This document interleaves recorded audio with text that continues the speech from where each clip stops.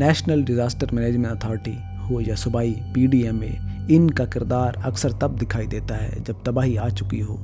یہ ادارے سال بھر رپورٹس بناتے ہیں، اجلاس کرتے ہیں، غیر ملکی فنڈز لیتے ہیں، مگر زمینی تیاری صفر ہوتی ہے۔ ریسکیو کا نظام سست، ہنگامی الرٹس کا نظام غیر فعال، اور مقامی سطح پر رضاکاروں کی تربیت کا تصور ہی نہیں۔ جدید دنیا میں ڈرون، سیٹلائٹ، موبائل الرٹس اور فیلڈ بیسڈ مانیٹرنگ سے آفات کو روکا جاتا ہے۔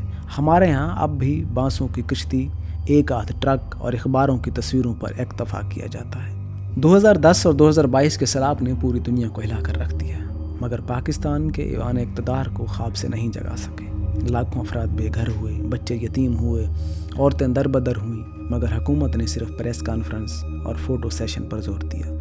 بحالی کے دعوے ہوئے، ریلیف فنڈز کے اشتہار چلے، مگر جن لوگوں کے گھر، زمین اور عزتیں پانی میں دفن ہو گئیں، آج بھی اسی مٹی پر خالی ہاتھ بیٹھے ہیں۔